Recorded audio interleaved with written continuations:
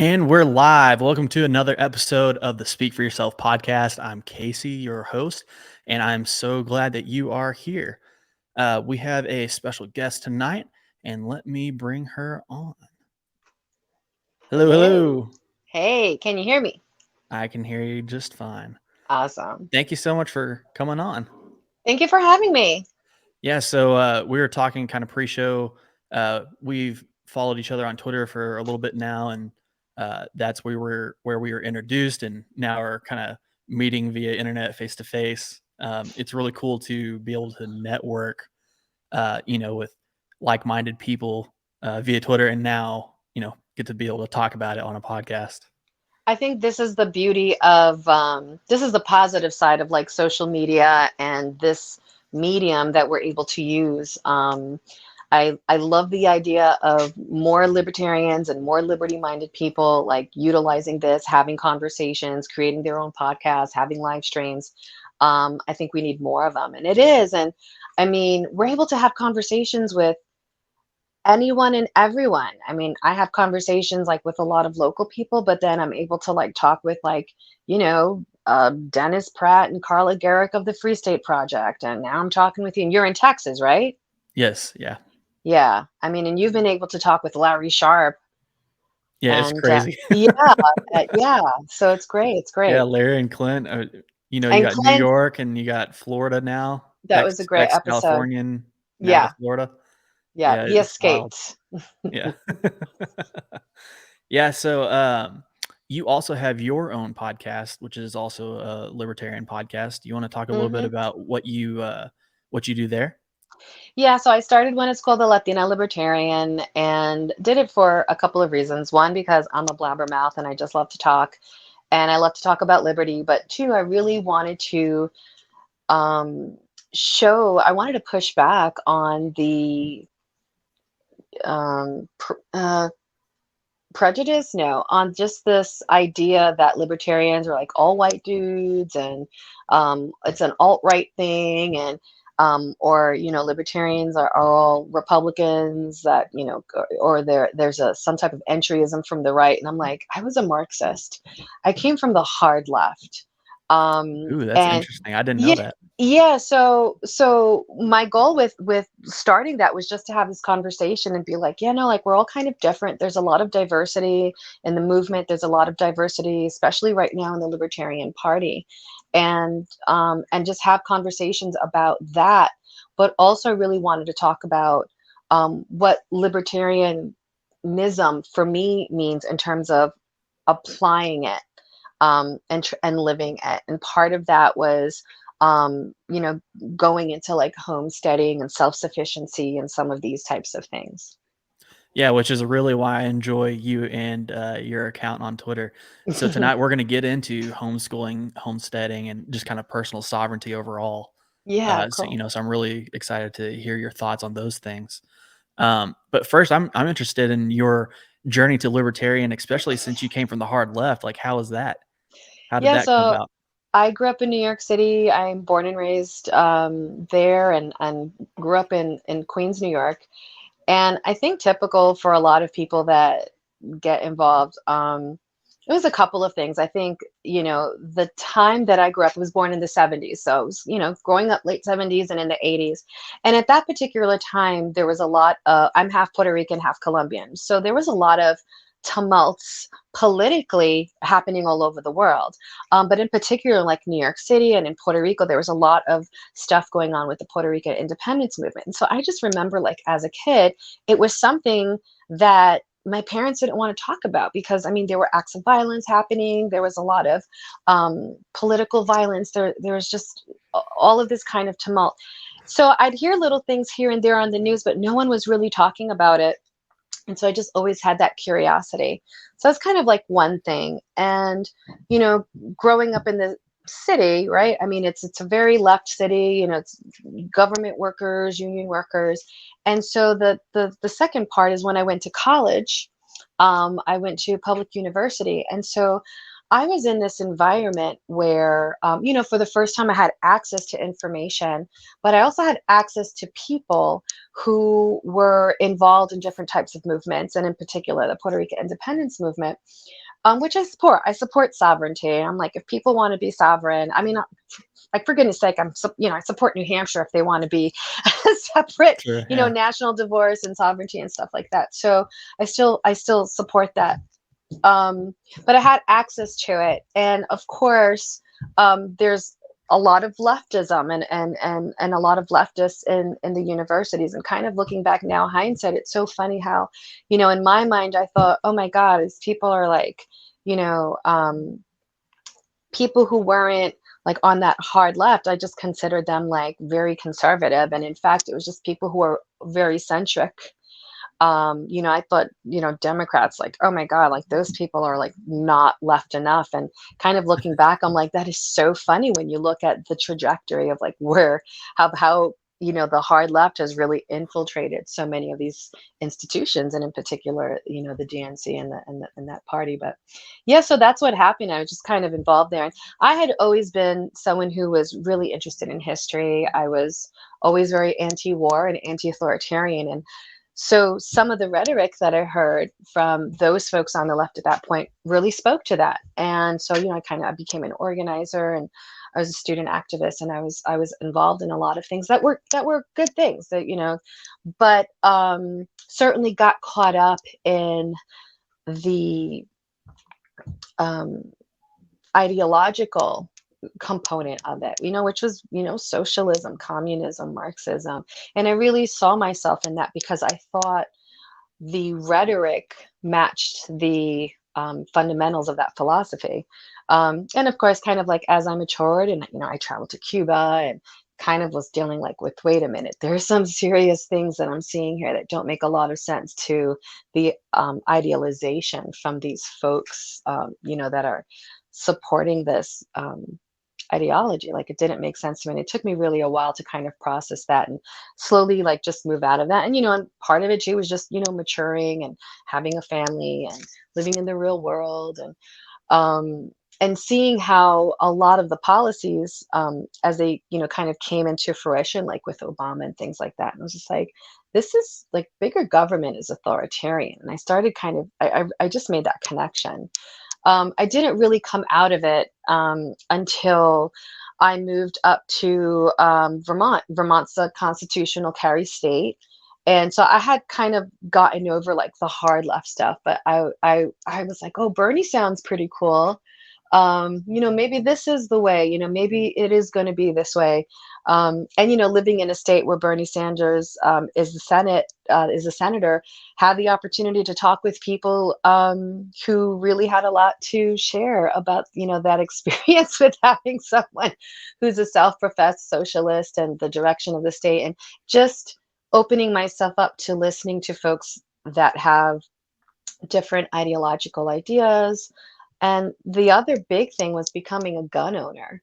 And living in a rural area where you do have to take your self-defense and protection very seriously. And so that really challenged me in a lot of ways because it was such a different culture for me. And I wanted to learn about it and appreciate it. And part of that was, talking to folks who grew up in the country and who grew up with guns, and learning about what their experiences were. So I was speaking with and interacting with folks who, some of them didn't necessarily identify themselves as libertarian, but a lot of their values were libertarian values. And just slowly then I heard about, like, had a friend of mine that we connected because of the medical freedom stuff. And so what ended up happening is I became very active in the medical freedom movement. And Was that that, because of your kids? yeah, Okay. exactly. So and that was before we moved up here. In fact, the one of the main reasons we chose to move up to Vermont is because Vermont at that time still had a philosophical and a religious exemption.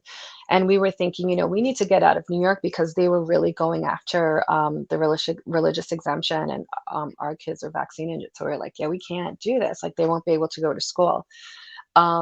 And so, that was one of the other main reasons that we chose to come up to Vermont. Not too long after we moved up here, they voted down because they got rid of philosophical exemption in Vermont.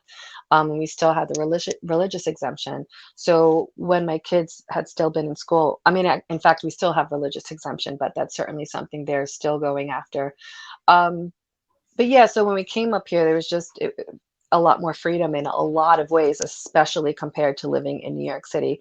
Um, right. And sadly, like right now, with the political dynamic that we have in our state, there's been, a lot of shifts and things like that. So that's changing, not for the better. Yeah. I want to go back to your statement about the guns just for a Hmm. second. Um, what was your disposition on guns prior to moving and nearly requiring that to be where you're at? I Were you timid at all around guns just because you hadn't been around them, or how were you around them? Yeah, I was very timid, and I wasn't anti, because coming from the hard left and being around people who are young, who are like Black Panthers, it was kind of like, yeah, like people should own themselves, and be able to protect themselves. Like I always kind of had that in the back of my head, but it was just something that was not part of my culture. I grew up in New York City. And as I was growing up, gun control really started getting implemented in New York City. Up until like by the time I was a young adult, like it was like full on, complete gun control. And, you can see that doesn't work because Yeah. violence has only gotten worse.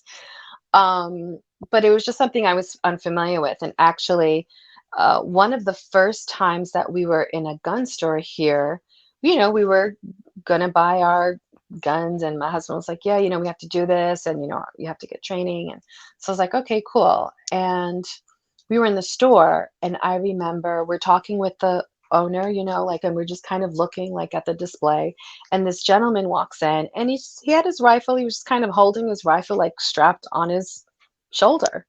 And I saw him walk in, and for like I like kind of grabbed onto my husband and like froze. And I was like, like, do we have to hit the ground? Like what's about to happen? And Yeah. the store owner's like, hey Gary. And I was just Yeah. like, oh, okay, this is just like normal here, right? Because it's open Yeah. carry. That's part of the course for that. And after that, I was just like, okay, like this is just, and when we were here, there was a lot more people open carrying, and it just took time to get used to it. But once I did, I was very comfortable with it.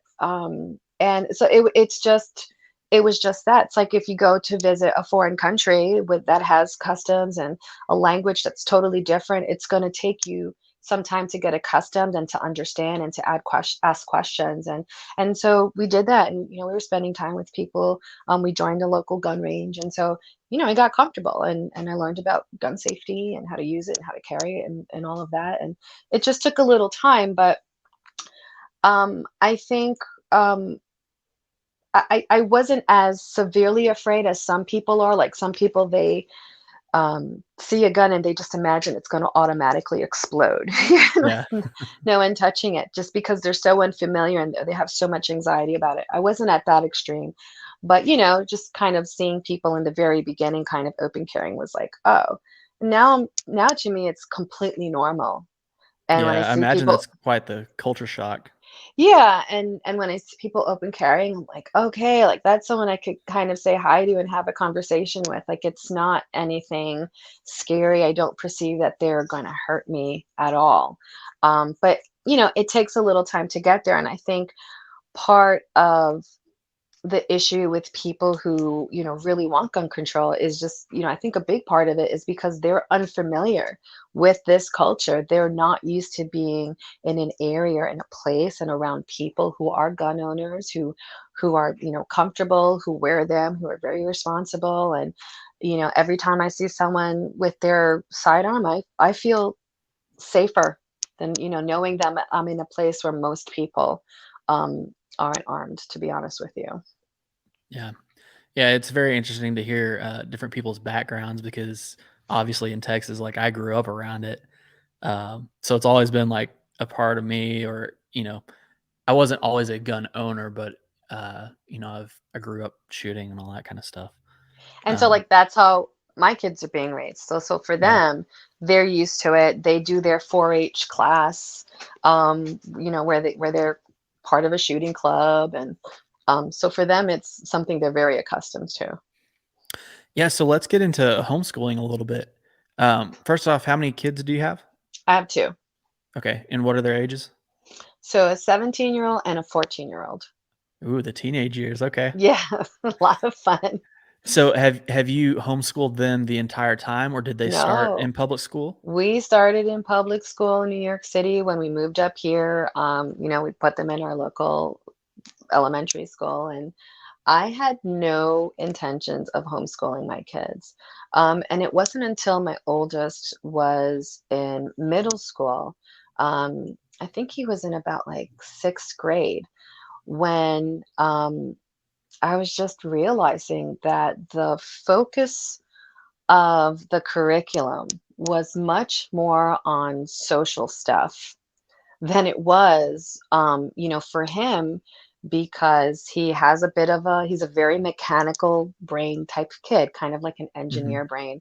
And I was like, he needs math. Like, this is the language of the things that he likes to do. Like, on some level, like, he's going to need that. And I was um, disheartened with the fact that the standards were just every year getting kind of lower and lower. And I don't blame the teachers there really. I think a lot of this has to do with like these national standards and curriculums that are pushed. Yeah, it seems like a And very top-down problem. absolutely. And the thing is that here, schools used to be much more independent, from even the state. There was a lot more local control. And obviously, when we moved here, I think that shift had already happened. So I had noticed that, when they were in elementary school, I was nicely surprised, like, at how much control that the principal had in terms of being able to make decisions. They didn't have to go to the district office and ask permission to do certain things like that. That's how it was in New York City. But I think that really started to change a lot, and you definitely see that in the curriculum. It's very top down. Um, it's very oriented, with the power that unions have, here, and I think in a lot of places, and the statewide, um, bureaucracy of the departments of education have, in terms of saying, okay, this is what you're going to be teaching. So I was here like for that shift. And so I was like, you know what? Let me homeschool him for a couple of years, maybe 1 year. I was thinking maybe two, to try to kind of bring him up, catch him up a bit. Because the other thing that was happening is, he was having a hard time. And so, like, it affects kid self-esteem. And I was like, no, let me try something different for him, because this isn't good. And there were some things that he was sharing with me of stuff that they were focusing on in school. And I was like, why are they focusing on like the social stuff, but like they don't care When you about say like, social stuff, are you referring to, like, CRT and, like, gender ideology stuff or what yeah. else? And it wasn't so much the CRT at that time, although that is full blown now. Yeah. And it got much worse, like, with through COVID, where both of my kids were like out at that point. But definitely like the gender stuff, like, and I was a bit shocked because it was such a stark change from the elementary to, it's literally on the same campus, the elementary school and the middle school and the high school, like they're all on the same campus. So it was so Okay. weird that from one building to the next, all of a sudden, like, there's this huge focus. And like, we would talk about things, and I So was would it from elementary jumping to middle school or yeah. middle to high school? No, elementary jumping into middle school. So Oh, like that, wow. Okay. between like fifth and sixth grade, like, so much emphasis on this, and almost, I don't want to say a de-emphasis, but certainly the deprioritizing of certain basic things that are like, um he really needs to like be able to do multiple, like, even just like basic things. And it seemed like, and actually, like, I don't know if it was one of the teachers, but someone explained to me that, Obama's, national education campaign was it called, I think his was called Race to the Top. Yeah, that And sounds one of right. the things with his educational campaign was that if there was an accommodation made for one child, you had to make that accommodation for all the children, even if they didn't need it. So, for example, if you had one child that needed a little bit more time with their times tables, and the accommodation was going to be they're going to get a copy of their times tables that they can refer to, then you have to offer that accommodation for all the kids. So what ended up happening is that every kid got this thing, and they never took it away. So it's like, okay, you're going to have this for the first week, but then like in a couple of weeks, like we're going to get rid of it. And so, like as he progressed in grades, it's like, you still have this cheat sheet? Like, what's going on here? Like, I was supposed to have these memorized by like the end of fourth grade or fifth grade or whatever it was. So did it become kind of like a crutch? Yeah, and and that's just one example. It was like so many different things, and I thought, we're really lowering the expectations of what kids should, could be doing. And I understand there's some kids that need accommodations for a variety of reasons, but then it's like, okay, then let's work with those individual children. Like it doesn't mean everyone, but that's what that. And so one of the teachers, or I forgot who in the school, was explaining, yeah, this is why we do this. It's because of that. And I was like, that explains a lot. That makes a lot of sense. Um, I mean, for example, I had to sign a permission slip for my son to learn about the Holocaust. Oh But, my gosh. right, but they did a week-long curriculum on LGBTQ rights, and I didn't even know about it. My son was telling me about it. And there was no Um, opt out for that. No, and it's not that I would, but I would have liked to know like what the emphasis was. And when he told me, I thought the emphasis was like from a civil rights class, Hmm. but it wasn't. It was about kind of um, introducing it. And what's interesting about that is there was this whole week, I think it was like the end of fifth grade or sixth grade, and when the next grade started, when that was, and it was at the end of the year because it was in June. um, by the next fall, there were several kids that started that school year identifying as non-binary or trans, and it's like, what happens in a few weeks off from school? Now I'm not saying it was because of that, but it's just interesting that there's this emphasis put on it, and then you have 6 kids in a class of 30 that are saying, and I'm like, well, that's probably not even statistically possible Yeah, I was about to considering say. that they're like 1% of the population. But I think this is just what's happening. And this was pre-COVID. And I know that, so that's when I started homeschooling my oldest. I didn't have any intention of homeschooling my youngest. Then with COVID, So what grades did they start homeschooling in? for my oldest, I believe he started at 7th grade. And then my youngest, he started at 5th grade, and that was just like with COVID. And with my youngest, he wasn't able to do this virtual part-time, and that end of the year from like March 2020, like for that year, I mean, it was horrible. And I can imagine so many parents, I mean, kids were getting depressed because they couldn't be with their friends. And like my son, it was like he was on this video camera. He was on his iPad, and he would ask me like, "Why can't I see my friends?" Like, he didn't want to participate in that because he's like, "But I can't spend time with them." Yeah. Um, and so it really was something that was really upsetting. And so when the fall came, they were doing like, "Oh, we're going to do half of this virtual and half," and I was like, "I'm just going to homeschool him as well, like just full," because he had such a hard time with it, and we weren't able to really get anywhere. And it was just like so much anxiety of like, oh, we got to get this done, and this iPad, it's just like it just didn't work for him. And with the homeschooling too, I realized also that he was going to kind of have this curriculum focus as well. And I think honestly that the one of the positive things that came Wait, out, can you clarify what you just said? He was gonna have the same curriculum? curriculum focus as his older brother, right? Like Oh, he was okay. going to have that same focus on the um, ideological push that's happening in the schools.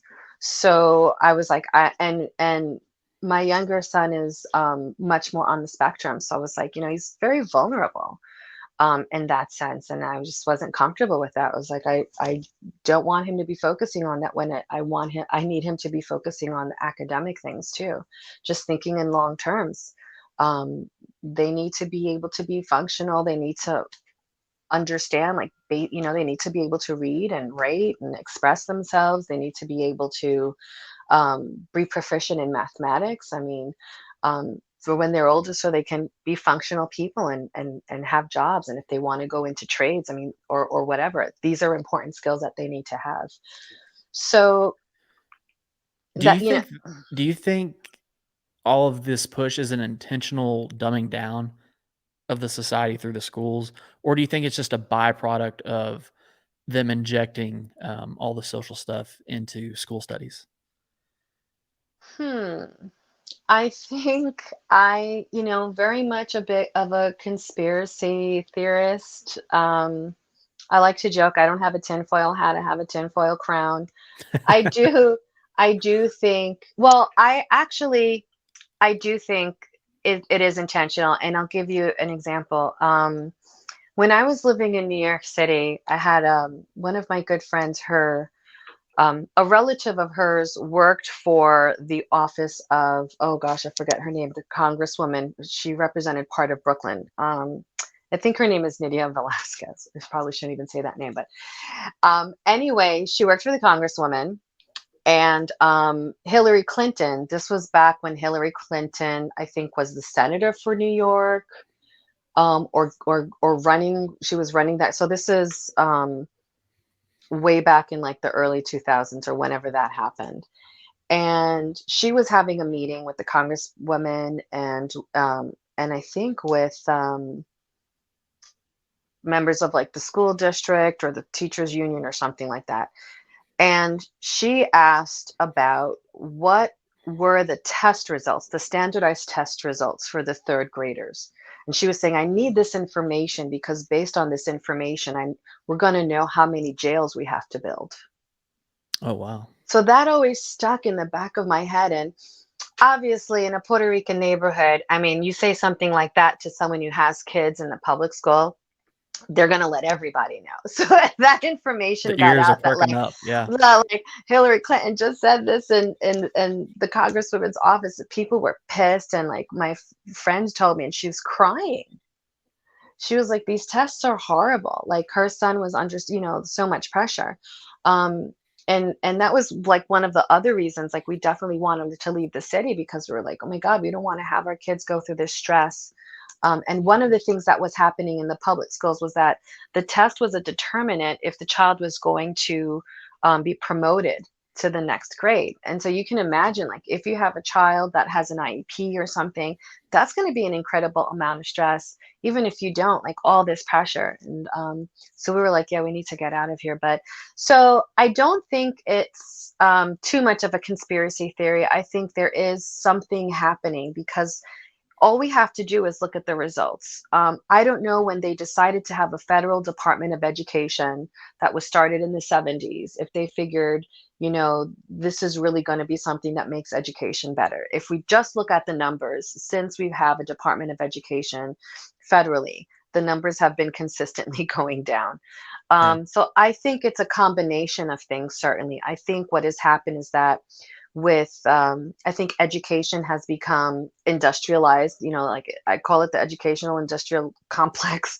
When you look at the curriculums, these companies that create these curriculums, one school buys a curriculum for the year. It's like $100,000 or hundreds of thousands of dollars they spend on this curriculum, right? Because it's not just the books, it's the software, it's the lesson plan for the teachers, it's the tests that go with that, it's all the standards that the teachers have to constantly refer to.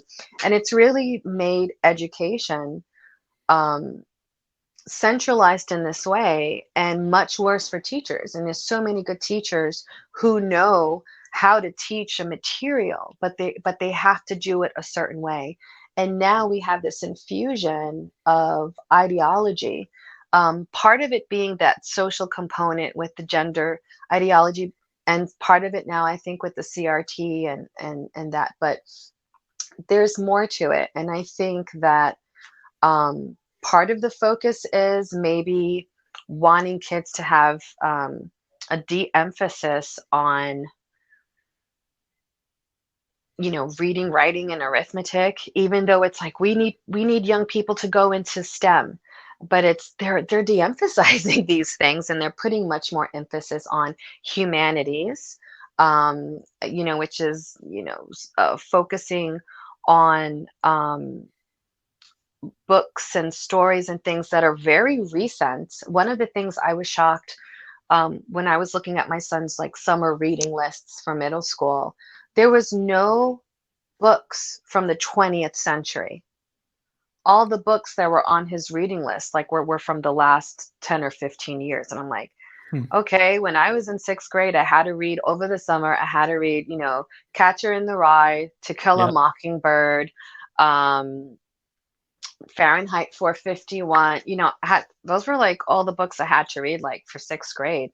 And I was like, not even one of those. So when I took my son out, I homeschooled him, the first book that he read was 1984. That's awesome. And it kind of set the stage because, and we listened to it also like through audiobooks together. And it really kind of opened the door like for him to really have these conversations and ask questions, and look at history and try to understand like different things for himself. And he's very self-driven learner, which has been great. Yeah.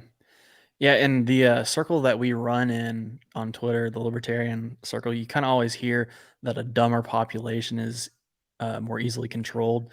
So, $100%. it has to start somewhere, and it starts with the kids because 'cause they're more impressionable, you know? Yeah, So that's I something think, I always kinda watch for. and I think I read a quote like on Twitter, like a meme, that it was a quote from Lenin that said like, give me one generation, like give me one generation Mhm. and like I'll have them, like, something to that effect. Like with one generation, I can have them completely controlled. And I mean, I look back at, my university experience. I mean, and I was always going to, I love learning. So like, I went to university for like 10 years. Like, like I'd start studying something, and I always worked, so I'd go to school at night. And I really did notice like this shift of focus and things like that.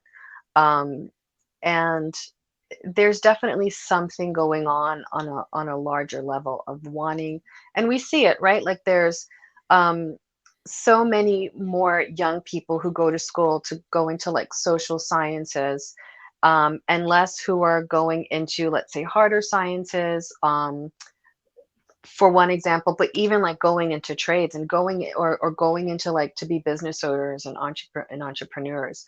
If you go to school because you want to study this really, subject, and the only thing you're going to be able to do with it is to be a professor in a university, like that's such a small, component. And then we Yeah. wonder why so many people have student debt and are unable to pay it because they come out with this degree after 4 or 5 years, and they're not able to get a job in gender studies or feminist writings. Or and it's weird, like I'll look at like schools and like what their majors are, and it's like, wow, it's before it used to be like sociology, and now it's just like 54 Right, yeah. things that you could study that were once kind of under sociology. It's interesting to see like how all of that has shifted. Sure. Well, so before we went off on that conspiracy kinda tangent, uh, you had mentioned that your kids were not able to see their friends during COVID. Um, so Well, I'm they made curious new af ones. Yeah, yeah. So I'm curious to see if, after you made the homeschool switch, did they form new friend groups, with do y'all have, like, pods, or I don't know what you refer to them as, with other homeschool kids, or did they keep their original friends from, public school, or how did that work? Yeah, so interestingly, unfortunately, like some of the friends from public school, their parents got like really into the COVID stuff and didn't want their kids to be with anyone. I mean, I had a parent tell me that like her kids basically quarantined for like almost 2 years because part of their caregivers were the grandparents, and they were so paranoid. And I was just like, wow, like that's, insane.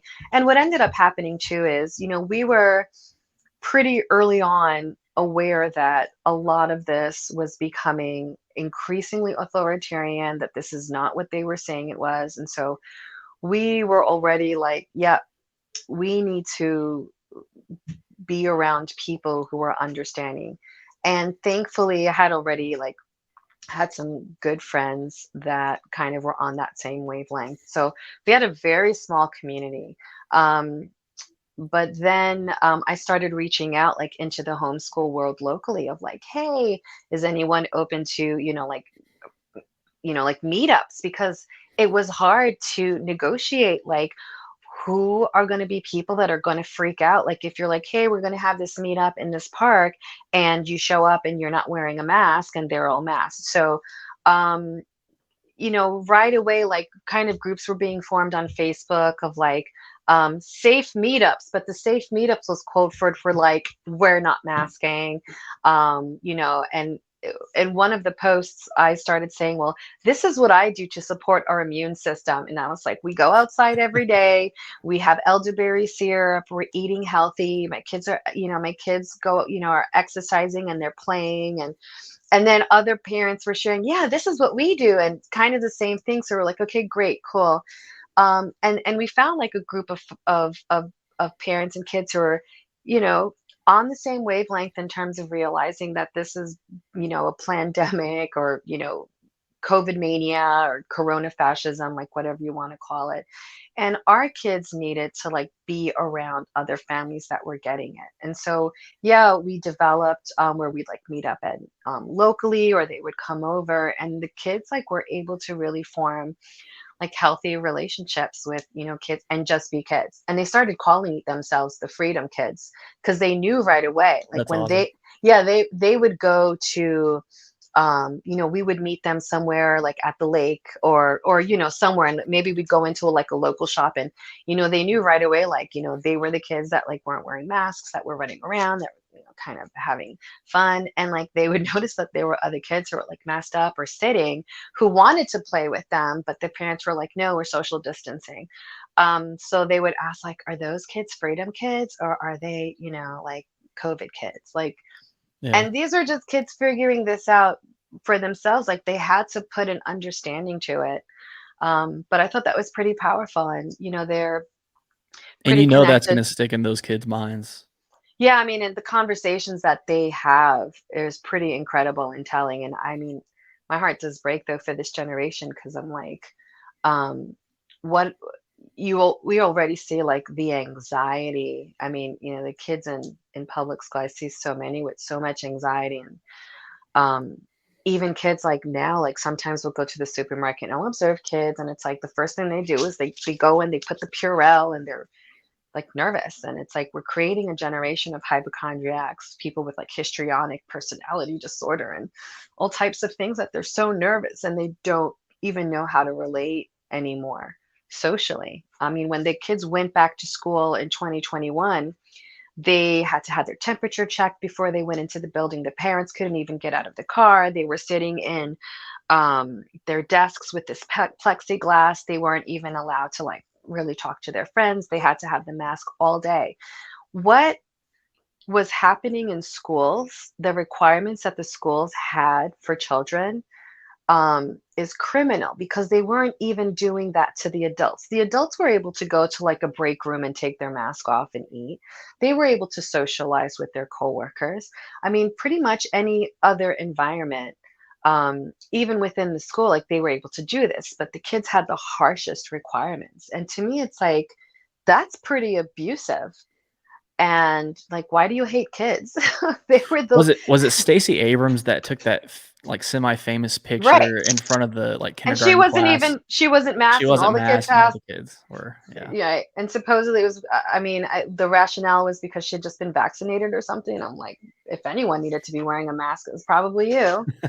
And I mean, yeah, it was, the tone deafness is astounding. Yeah, my heart breaks for those kids. It's so unfair what happened to them, and it's not even their choice, it was forced on them, Right. and we're not gonna know the full effects of that for a while.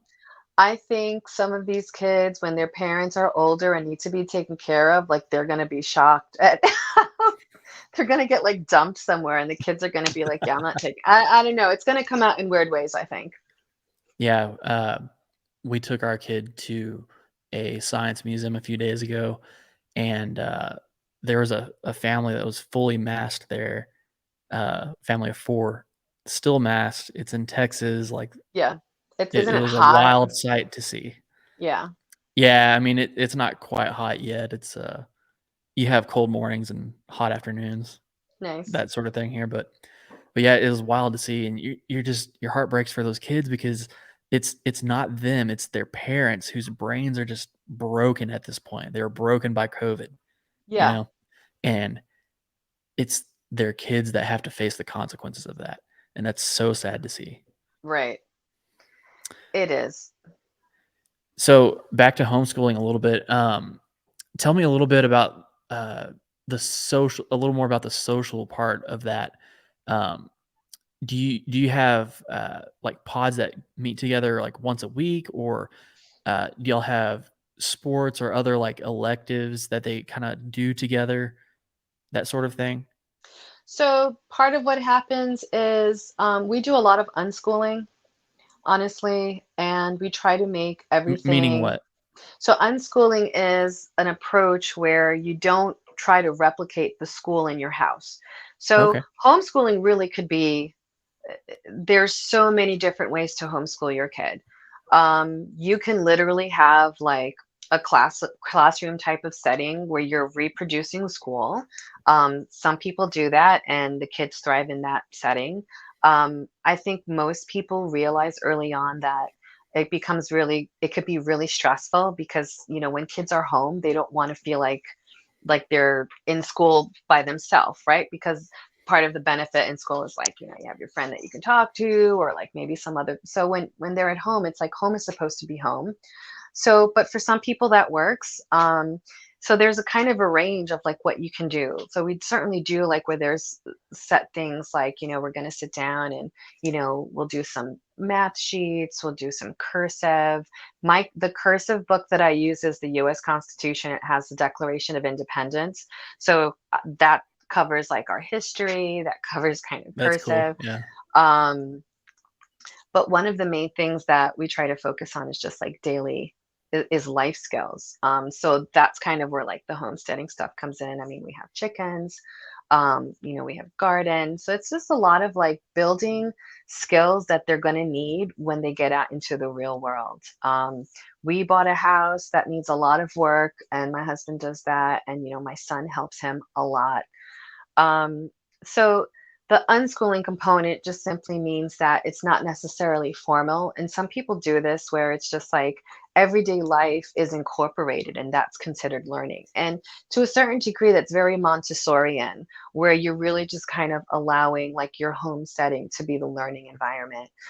So like if you're cooking and there's measurements and not only are you learning the skill of cooking, but it's like, okay, like if this recipe calls for this much and we're going to double it, like what does that mean?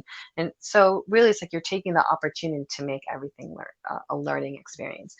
And it's also based on how do your kids learn. You know my oldest son, he could watch a documentary about something, and then he can sit down and really explain to you. Like he really is able to absorb it, and he can explain to you like what was it in this documentary. So if it was like history or like something about World War II, or the Titanic or whatever stuff that he's interested in, it's just like, wow, like you really learned that. So you really Um, get to cater to, the way that they learn rather than have a one type fits all sort of situation. Yeah, I mean, and the wonderful thing is that you can combine a little bit of everything. You can figure out what works for you. For some folks, it's they like an online curriculum, and the kid will do that for a couple of hours a day, and it's like, okay, we have the rest of the day to do different things. I mean, and the other thing is like my youngest son loves to ski, so like we get a scholarship for him, and he's able to ski like several weeks out of the year in like one of the best skiing resorts in Vermont. And that's like huge for him. And and from that, it's like we're having conversations about like what was it like skiing? Like, what did you ski today? And kind of like getting that out there. And, maybe he can write a story about it, or maybe we can research something about something in particular that comes up in that conversation. But yeah, you're really able to work with it. My main focus, to be honest with you, though, is spending quality time with them, because I just feel like right now, what's happening in the world, I want my kids to understand that, their parents love them, that we're here for them, that they support them, that they're able to communicate what they need to communicate with us.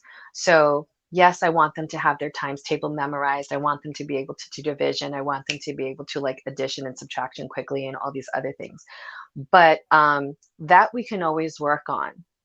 But what I want, what's most important to me is that they feel like a whole person, and that wasn't happening in that, school setting. Um, and we have concerns and worries like, oh, they may not be like, are they going to be on grade level or this? And it's just like, man, you can always work on stuff. I mean, I just think back to like when I was in school, and it's like wasn't always on grade level and stuff, but I mean, I can look up and learn anything I want on any particular subject anytime I want. But what was most important is that, I felt good about myself and that I was connecting with people. So there's definitely a priority on that, because I just think we're in a time right now that our children really need to understand that we care about them, and they have a voice and they can express themselves, and that they are whole to a certain degree, that they can be able to connect with other peers their age, because they're going to need each other as they grow up. Yeah. I think that's going to create a better person overall than what's being produced in state schools, you know? I mean, and one of the things too is that, you know, I have found a wonderful group of friends that we connect with each other, that we support each other, in our homesteading endeavors. We're organizing like seed swap parties, and we're learning skills, and DIY and survival things.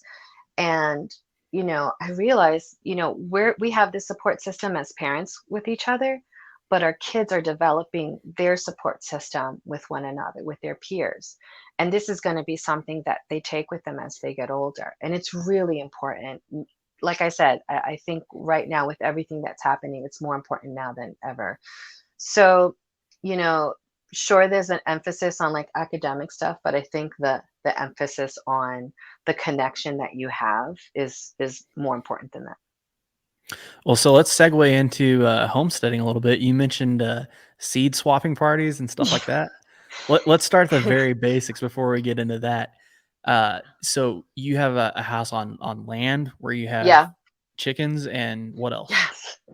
So right now we have chickens and barn cats too. The barn cats right now are very spoiled, and they spend most of their time inside because winter's pretty brutal here, and we just love cuddling with them. But they have a purpose, like everything, every animal that we have has a purpose. So the cat's purpose is going to be to protect my chicken feed. But yeah, it's Protect the very, chicken feed. yeah. Okay. Oh yeah, From what? from rodents. Oh, okay. Yeah. Yeah, because we buy a lot at a time. Uh-huh. Um, but yeah, I like I said, I grew up in New York City, so I didn't know anything about, growing food or anything like that. Moving up to Vermont, a lot of people have a garden. So it's just like, oh, that's cool, I have a garden. When COVID happened, and those lockdowns started happening, we're hitting that 3-year anniversary, right? I Yep. think we just hit that 3-year anniversary this week. And It was like on what, the 15th, I think. the 15th, yeah. Mhm. And you'd go to the supermarket, and there were aisles where they were empty, and the light just went on, and it was like, something, we really need to get our self-sufficiency in a much better place. And so, I just kind of made this decision of like, I really, I always had like a small garden. Was like, I really want to be able to grow our own food. The other thing that happened in March was, the kids were stuck home, and we were like, oh, like, what can we do? And so we were like, oh, we had talked about getting some chickens just as a fun kind of sciencey project, and just Mhm. something to do. So we got, we made the mistake of going to the local agway without the intention of getting chicks that day. And my husband and the kids went to the section with the chicks and were like, these things are so cute, let's take them home. And we didn't really have anything set up. So he ended up coming home with 10 chicks. And this is before we bought our house. So, we were renting a house. But, then my husband's like, okay, we're going to build a chicken coop. And that became a project that he did with the kids. So they built a chicken coop and we have this 10 chicks and they grew up into chickens. And we ended up like, buying this house and land. And so it was like, okay, well, we have a lot of, we have about 13 acres or so. And, we had a lot of room. And so it was just like, wow, like we could really do a lot more. And, and just learning, like, I always say like chickens are the gateway drug to other animals and to homesteading because they're very forgiving. They're really flexible.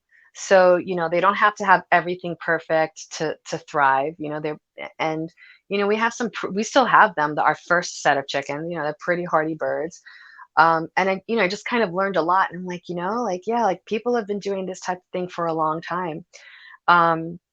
And that was 3 years ago. And so last year, I ordered more chicks. I ordered like very specific breeds of chicks that are what we call dual purpose birds, which means that you can breed them to be layers to give you eggs, or you could breed them to be meat birds. So I did that on purpose. And so that's our second set of birds. Our first set are called the OGs, and these are the new girls. And each cohort has its own rooster. So that's been very fun and interesting as well to have two roosters. But they're really healthy birds. And then last year also I ordered meat birds. I ordered birds to raise for the purpose of meat. And so that was really a learning experience. And, we have a freezer full of chicken, and there's nothing like pasture raised chicken. And, one of the things I realized is like, yes, certainly there's definitely like preparation and work that goes into it. But once you're doing it, you're like, this really is not impossible. And the quality that you're getting and the confidence that you build in realizing that you can be more self-sufficient. And that was really one of the big lessons that we were learning with the lockdowns and with the mandates, is that we have to be able to create something sustainable, something parallel, like a parallel economy that is sustainable, because we understand we can't depend on that anymore. Yep. And I think just as things have progressed in the last couple of years with the vaccine mandates and what they're doing to our food supply, it's really only reinforced that. So I'm really grateful in a sense that I've been able to connect with folks who are of the same thinking and to learn from them.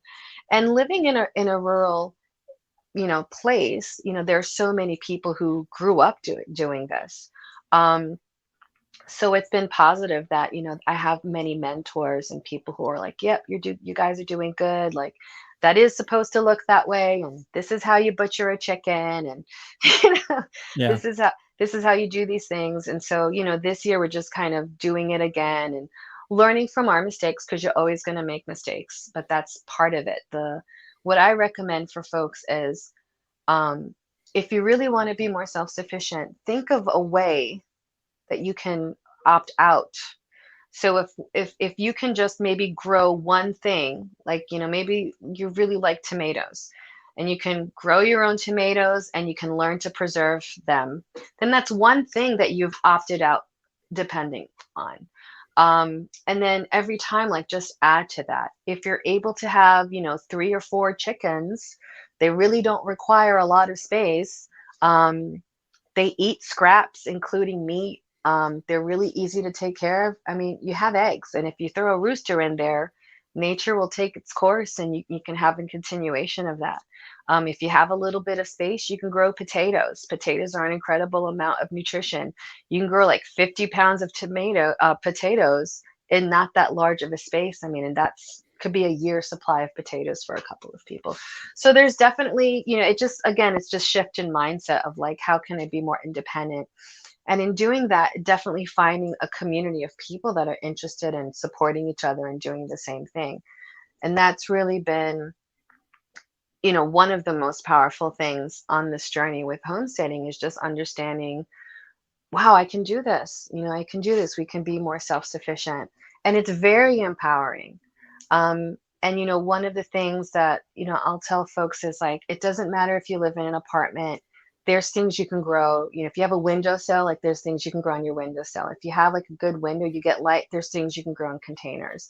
You can grow There's like herbs and microgreens and stuff like that. You can do that. I mean, you can grow potatoes in a container. You can grow, tomatoes in a container. You can grow, there's a lot of things you can do. It just kind of depends like what you want to do and doing it. But I always look at it, and I think now it's important to understand like survivability, because our food chain is constantly being disrupted. And if you look at not only the prices when you go to the supermarket with the crazy inflation, last year and earlier this year, you know, millions of chickens were culled because they had the avian flu. And guess what test they use to see if the Is chickens, it PCR or it's whatever? the PCR test. Yeah. Um, and so a lot of these, you know, places that have chickens were getting tested. Maybe one or a couple were testing positive. Well, what they do, and again, government agencies, is they cull the entire flock, which for someone who's not, running a ginormous, industrialized factory farm, there's a lot of, family farms that are, they're on a larger scale. But they still have to comply with this. I mean, they're losing money, and then we see the ripple effect, right? Because now eggs are so expensive. Yep. So one thing is you have the inflation, but the other thing is the quality of the food that you get. So there's so much factory, or like even now, like all these foods coming out that's made in a lab. And, the largest supplier of pork in the United States is owned by the Chinese Oh Communist wow, I Party, didn't know that. basically. So, and I forget the name of it, but they inject their pigs. I forgot the name of the medicine. I should look it up. But so that's like so that's like your sausage, like a lot of your meat, if you're buying pork, like you're probably getting it from like the largest, supplier that's going to all these different companies. Like they each have a different label, but if they're not local, that means they're probably getting their meat.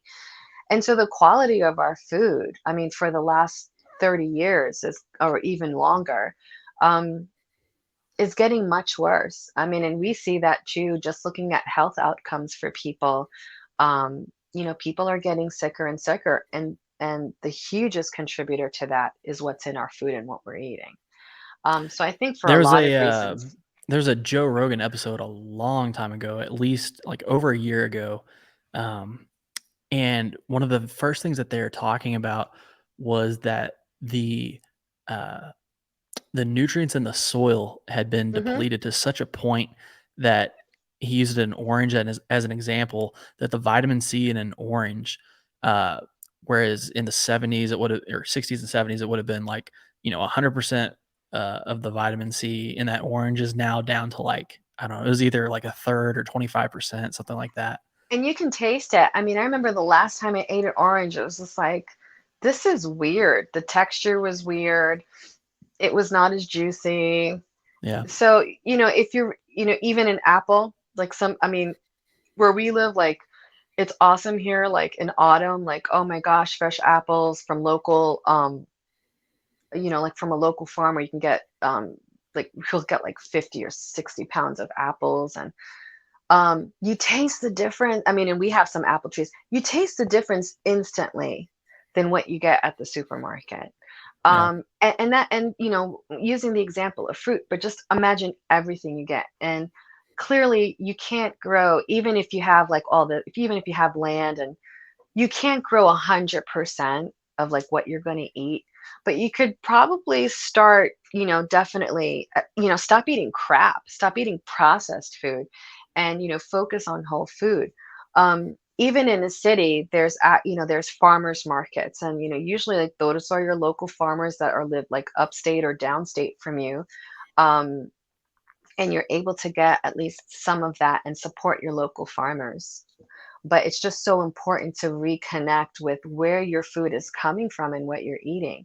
And I think right now, with all of this lab meat and weird stuff that they're coming up with, like the vegan meat that's got like fake blood, and that's all Yeah. chemicals. Yeah, and they've I think they recently announced that it causes cancer or something like that. The Oh, my son just told me that he read an article that Yeah. the the compound that they use to make it look like it has blood, I think it's that. There's something in that, and I'm just like, who would want to eat Ugh. that?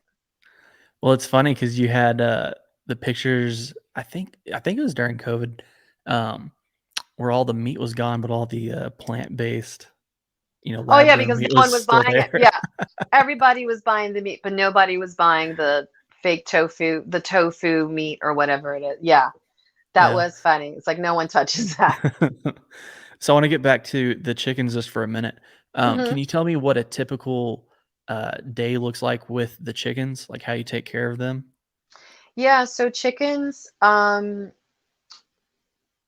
you first get your chickens, that first year, they are more likely to give you eggs through the winter, right? So after their first year, when they're like, going into 2 or 3 years, in the winter, the egg production is going to slow down to almost nothing, and that's normal. They're not getting a lot of sunlight, and so typically that's what's going to happen. So your first year chickens are going to give you more consistent eggs, and our first year chickens have been really good. We've gotten a lot of eggs to the point where we're like, we can sell some eggs and make some extra money from that.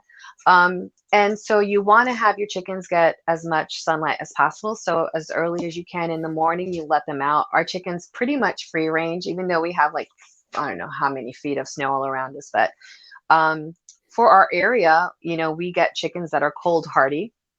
And so that's just kind of one of the things. And your local agri is going to have the chicken breeds that are appropriate for your area. So if you live in a hotter area, you want a chicken breed that can tolerate heat. The chickens we have here, some of them are very flexible, but some of them are very much bred to be in colder temperatures. And so, I mean, our chickens will go out even if it's below zero. They're not going to stay out the whole day, but they'll come out for a little bit, hang out a little bit, and then they'll kind of go back in their coop. So definitely in the morning, you let them out and they really do their thing. You don't have to do anything except make sure they have food, they have water. So one of the things in the winter is just kind of like, bringing out a gallon of water and like dumping out the water that's frozen overnight Hmm. and giving them fresh water for them to drink, making sure their inside area is clean, pine shavings, kind of throwing a layer. Now, what I do, because it's so cold up here, and what I've learned is that we have a layer of like pine shavings and some hay, some straw. Um, and so what happens is, chickens are constantly pooping. Um, so instead of taking that out on a daily basis or on a weekly basis, we constantly cover it. And what happens is that it starts to compost, it starts to break down, and that actually creates heat. So that actually is one of the things that will help to keep the chickens warm. So we just Oh, kind okay. of, so it's called deep bedding. So we just keep throwing that on top. And what'll happen is hopefully in a couple of weeks when it gets consistently warmer here, sometime in April, I'll clean the whole thing out and put that on my compost. And then I'll throw some wood chips on that, and that'll be some awesome compost soil. So that's just kind of part of this regeneration process that I'm learning with chickens. So then that compost is going to be awesome for my garden because chickens have a lot of nitrogen in their manure. And when Yeah. it goes into your compost, like you use that, after it's broken down, you use that in the garden. Gotcha. And then you So just put them away at night. You know, the good thing about having a rooster is that they're loud. So they tend to not scare away, but they tend to, like, predators will be a little bit more um, careful. But just one of the things is kind of being aware of predators in your area too. And so, we have a lot of woods around us, and we have, bears and bobcats and deer and raccoons and skunks and things like that. So, thank goodness, like we haven't. Oh, we lost one meat bird to a fisher cat, but we haven't lost any of our layers, To a thankfully. what? A fisher cat? A fisher cat is like a weasel. They're evil. Okay. I've They're never heard of they're that. yeah, they're kind of big up here, but they're big. Like they're a big weasel. Beautiful fur, but they're evil when it comes to. I mean, they'll pull a whole chicken through chicken wire. Like they're pretty brutal. Wow. Yeah. So do you guys keep dogs on the premises to keep the predators away, or? So that's one of the things that we have talked about, but we haven't gotten to that stage yet. But we have discussed that, and that is um, something that that we've talked about. One of our neighbors has a dog, so I don't know if that helps. We do also have coyotes, so kind of something along that line of trying to figure out some of these things as we go along. There are like specific breeds of dogs that would um, I think it's like Anatolian Shepherds is like one of these types of dogs. A few types of dogs that they kind of stay with your livestock at night. They're nocturnal, and what they do is they really they're the vigilantes, and they protect the flock. They stay with them. Well, they'll stay with whatever animals you have. Like so, if you have cattle, they would stay with them and they protect them, and they can take down a wolf or a coyote. They're very protective. And so I've known some friends who've had those types of animals, but we just haven't done that yet. Yeah, my grandparents owned well, I don't want to call it a farm or a ranch. It wasn't either really. They just had land with about 50 goats on it when I was growing up, and they had, I think it Solid was homestead. two, yeah, I think it was two Great Pyrenees that Yeah, they that's kept. That that's kept. the other. It was pretty Yeah, much just coyotes that were the problem there, and that was in East Texas. nice. Um, but yeah, so another thing that I want to go back to with homesteading is that you said if you can do one thing um, to basically remove that from you having to buy it from the store. Man, I'm not even saying it right, but I think you know what I'm talking about. Yeah, Uh, yeah. so uh, my wife started getting into making sourdough and getting a Nice. starter ready and all that, and we don't buy bread anymore. The only bread Awesome. that we eat is from that starter and what she's made. So that's a perfect example of that. And And the then thing is that like that bread that your wife's making, that bread goes for $7 or $8 in a bakery. mhm. I mean, it's such good quality, and the thing is, it's such good quality bread, especially when you're doing it the way she's doing it. Exactly. So it's like, okay, maybe you're not saving $1 million, but it's like one less thing that you're giving away to a corporation, and it's healthier for you. If you read the ingredients on bread that you get at the supermarket, it's got like 14 ingredients. Your wife literally has two ingredients. It's Yep. like the starter, and then you just add a little bit more flour to it. I don't know if you add a little bit of water, but you just do that every day and it keeps Mhm. growing. It's amazing. Yeah, and it's interesting all the things that you can make from it. Hmm. At the beginning of each week, unless we do something different, she makes a batch of pancakes for my Wow. son. Just little mini ones that he can eat Yeah, with other stuff. And now it's made out of that sourdough. And then any bread that we have is made out of that sourdough. If we make like I don't know muffins or whatever, it's made from nice. that. So it's been really cool And it's so much seeing all the healthier. uses. Hmm. Yeah. Yeah, and then another thing we started, we have like a main backyard, and then Hmm. for whatever reason, we got a little strip of backyard on the other side of the Hmm. house, and which is enclosed in a fence, and so we're turning that whole thing into, garden beds and stuff, like slowly but surely. Nice. So we bought two big ones to start off with, and we planted. I think like 2 weeks ago, a bunch of different stuff just to see, what we Right. could grow and stuff. So it's gonna be interesting, because we're just Exactly. now getting into that. Just experiment, see what, and you could, oh, this grew really well, but this didn't. And you know what? Try it again the following year, and it's like, oh, this grew really well now. There's so much information. I mean, I listen to different podcasts or like, read up on different books, or I'm signed up to all types of websites. So like in the morning, like I'll read something really quick, articles, and always it's just like, wow, I never thought of that.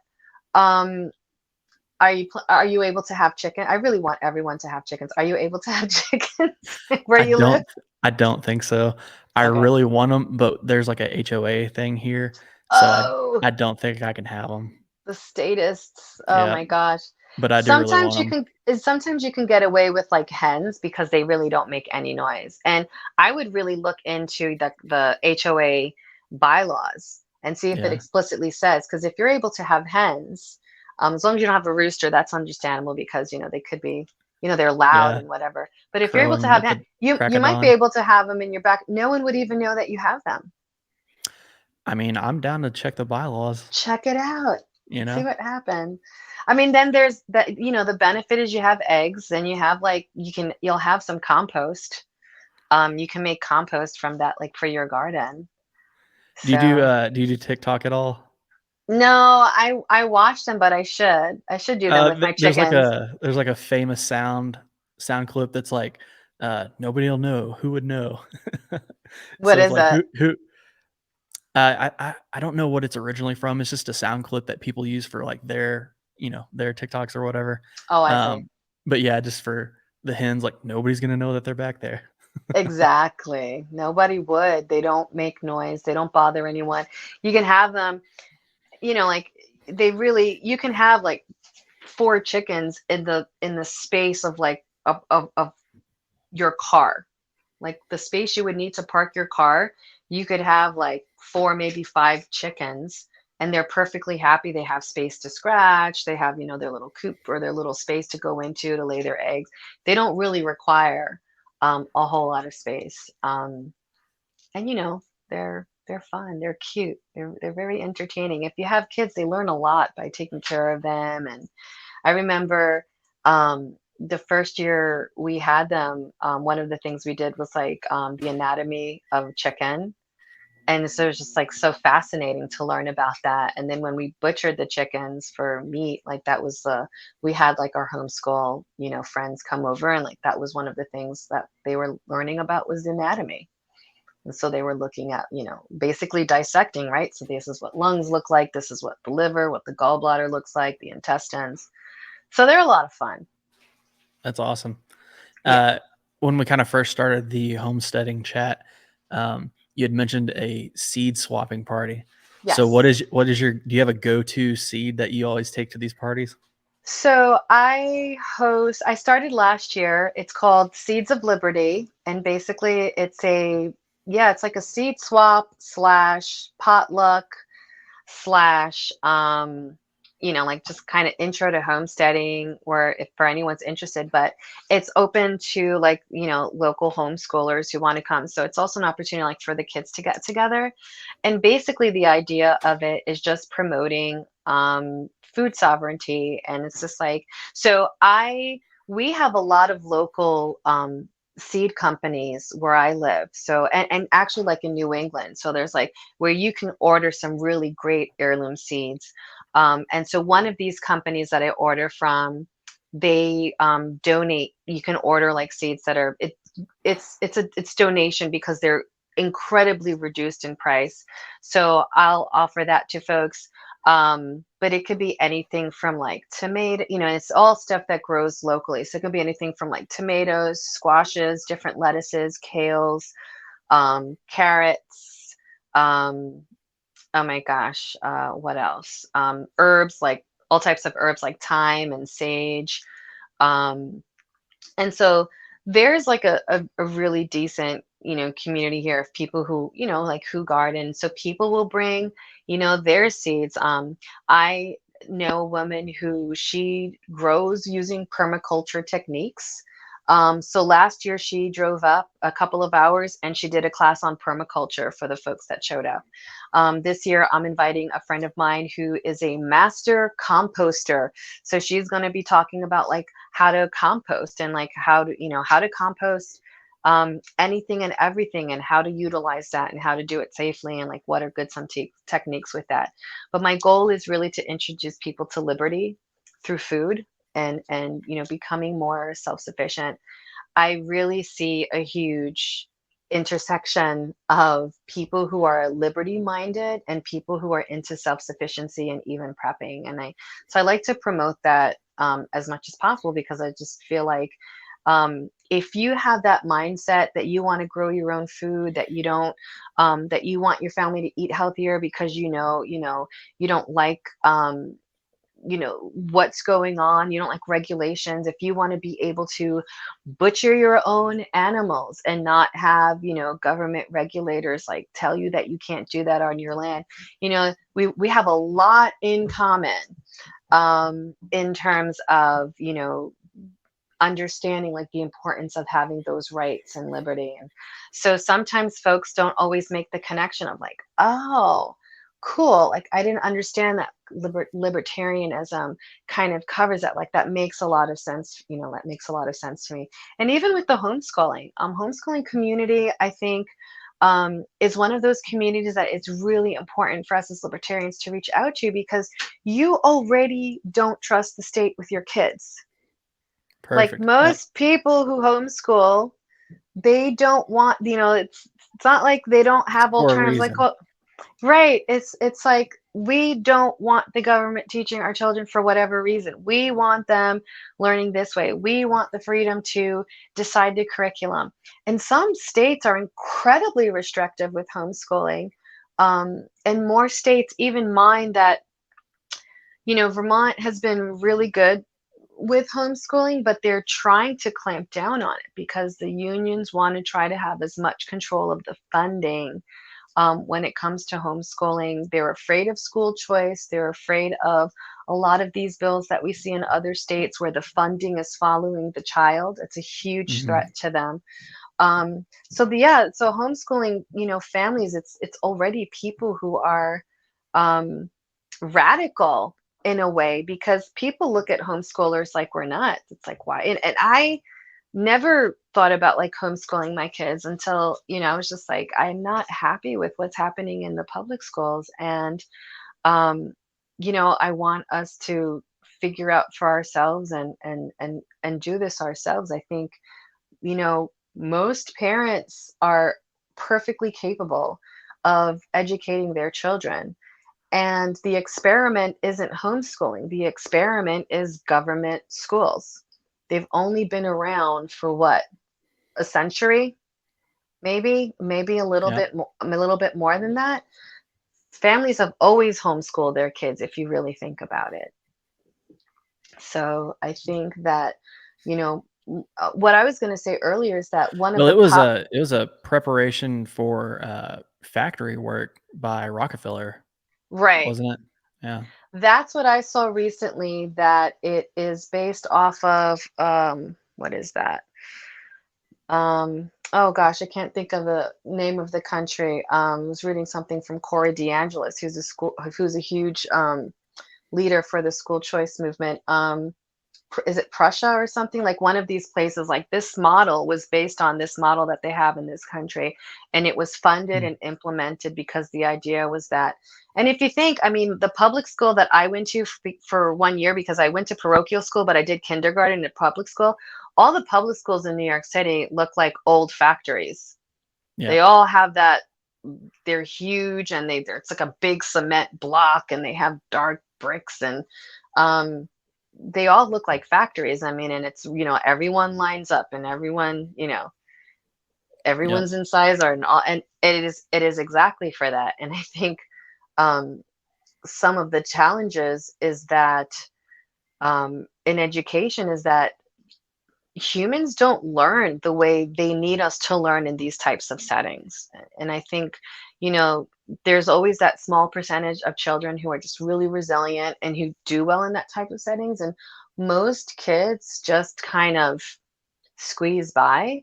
And most people are going to, learn on their own in that environment, because it's just not a functional environment for them. And as much as the education industry is trying to accommodate and do certain things, I think what's happened is that it's been captured ideologically. And so it's gone completely off the rails.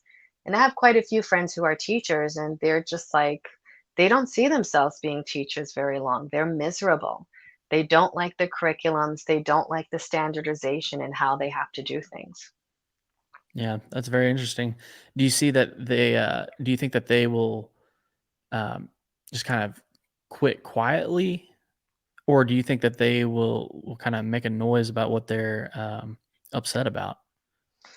I mean, I know a couple who are just their personality is they're more vocal, but these are folks in small communities too, so you have to be careful sometimes because there can be retaliation. And I think when things are so ideologically driven, um, and you're letting people know that you're leaving a job based on ideological things, it can be really scary because people want to cancel you, they want to go after you.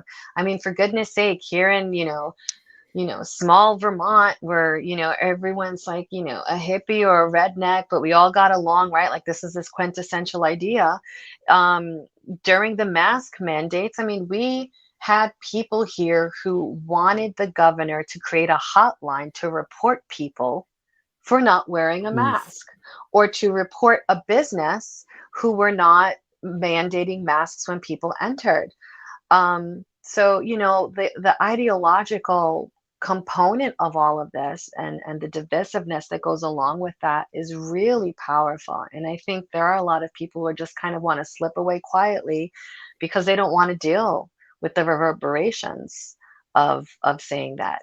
And Well, that's also the perfect case for personal sovereignty, right? yes, The more, sovereignty that you have over your own life, the less you're concerned with being canceled and the effects that that would have on your life, right? And the more free you exactly. are to speak up about things that you don't like. Right. So if you're able to be self-employed, you have your own business, if you are educating your own kids, you don't have to worry about like some of the, other things. A lot of parents, it's like, okay, make sure you don't talk about that. Here in Vermont, not in 2022, but for 2021, when the kids were sent home for Thanksgiving, the kids were told, if you leave the state or someone in your immediate household leaves the state, you're supposed to come back and report them. Make sure you let the school know if anyone left the state, because no one was supposed to leave the state to visit anyone. I mean, this is what they were telling the kids to do. So and they were like, parents who was like, oh, we already had this trip set up, and had to tell the kids like not to say anything, and it's so like nerve-wracking. And I mean, I had parents that were like, we pulled them out of school after they said that in Thanksgiving, because it was just like, we're getting reported, our kid, like they're telling our kids to report on us. So it's really Sounds like intense. that Chinese revolution. Right, where they're training the youth to turn on their parents. I mean, and it's Yep, right out of Orwell. yep. Well, we're coming up on, Oh my an gosh. hour and 20, hour and 23. Yeah. So, do you wanna shout anything out before we go? Well, people can follow me on Twitter, the Latina Libertarian, but on Twitter, it's at LibertyMe15. My YouTube channel is Latina Libertarian, and you can go to my website, which is olgamaria.org, and you can follow me there. And I have some stuff that I sell that's fun, some Liberty shirts and some cannabis stuff. So, Awesome. Well, I have really enjoyed this conversation, and I hope that we can same. do it again and get into some other stuff. Me too. Thank you so much, Casey. It was Alright. great. I'll see you later. Thank you for joining. Bye, Thanks. guys.